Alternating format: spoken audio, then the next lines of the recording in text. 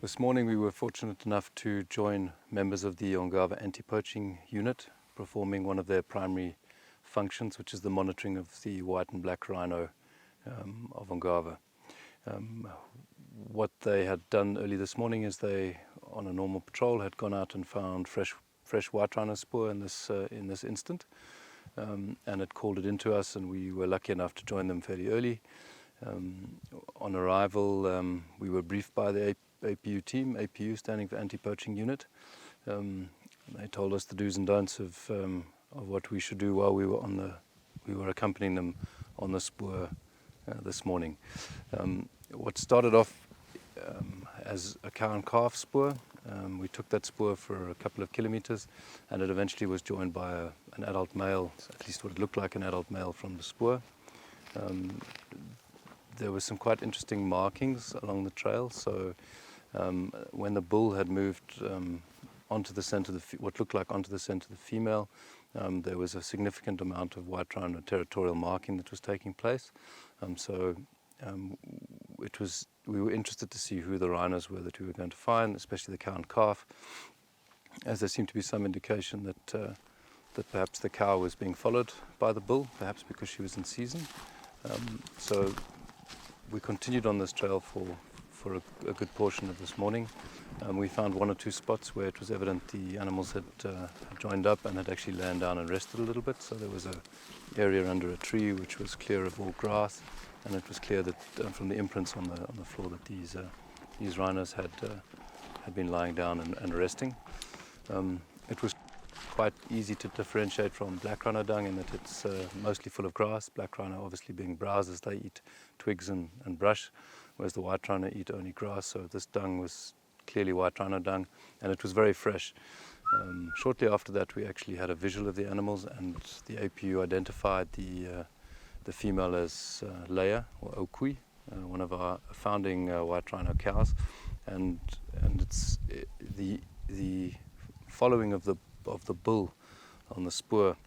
There was some discussion that he was tracking her because she was in season, and it seems even more likely now, as we know that Leia Okui had a calf last year, September, new calf, so it's about right in terms of timing for her to be coming in season. So, him tracking her, she's obviously giving off the right signs, and hopefully, she will be mated in the next couple of days, which will be her next calf, which should be dropped in perhaps 2 years, which is the standard sort of intercalving interval for white rhino.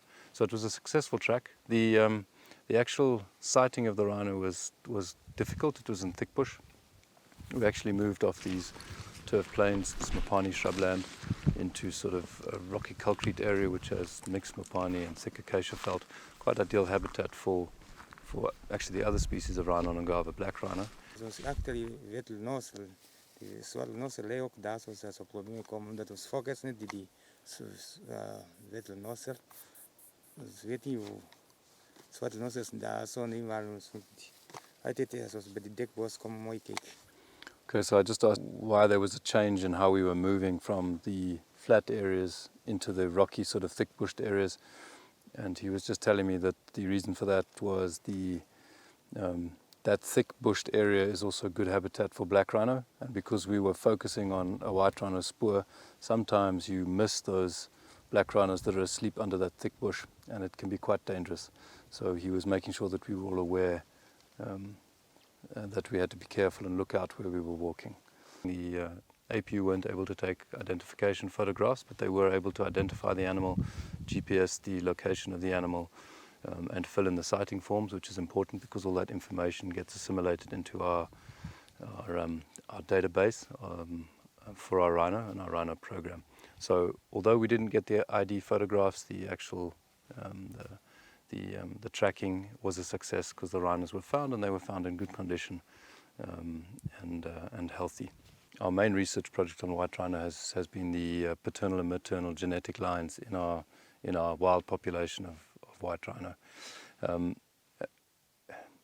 When we initially started that project, we thought we could get sufficient DNA and variation in the DNA and the markers in the DNA to establish those maternal and paternal lines just simply through the genetics and the DNA. But what became evident as the project developed was that the quality of the DNA and the similarity in the white rhino DNA, because of the bottleneck that occurred around 1900, where the entire white rhino population was reduced to less than 100 individuals, was so similar that without monitoring data and observational data, the project would not have succeeded.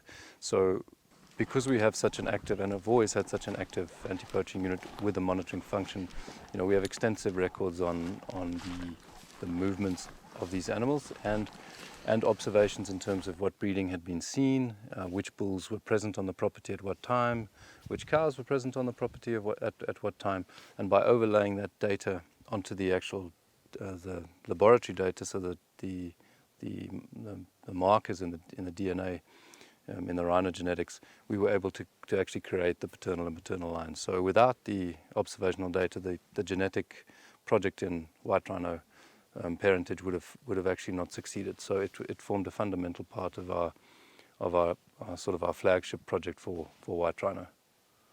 The future of rhino in Namibia, I think, it's going to be challenging. I think the pressures that we face from illegal syndicates and illegal trade in wildlife are definitely going to make the future of rhino, I wouldn't say uncertain, but it's not going to be an easy path. Stakeholders in rhino conservation in Namibia have definitely raised their game, have stood up to the challenge of poaching. The Ministry of Environment, Forestry and Tourism have been fantastic in Etosha with their response in dealing with pretty heavy poaching in that area. They have made huge sort of leaps and bounds in managing to curtail poaching in the national parks, and custodians and rhino owners and rhino stakeholders around Namibia have really worked very hard to try and make it difficult for people to poach rhino in Namibia. But I do think that it's not going to go away. Poaching is here to stay, and it will remain a significant threat to rhino and rhino conservation in Namibia in the foreseeable future. One thing that has become very clear over the last 2 months is with this corona pandemic that is affecting the globe, is that hospitality in Namibia has been seriously affected, and that we have no guests in any of our lodges.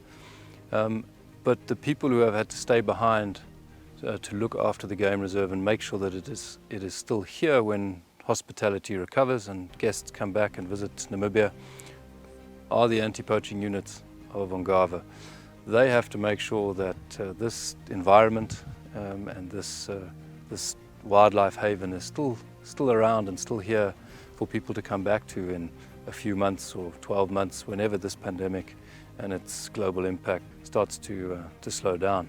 So it's really brought home for us the importance of the security staff and the anti-poaching unit and the monitoring that we do on Ongava, and that effort to protect these animals so that it is around for the short-term and the long-term future.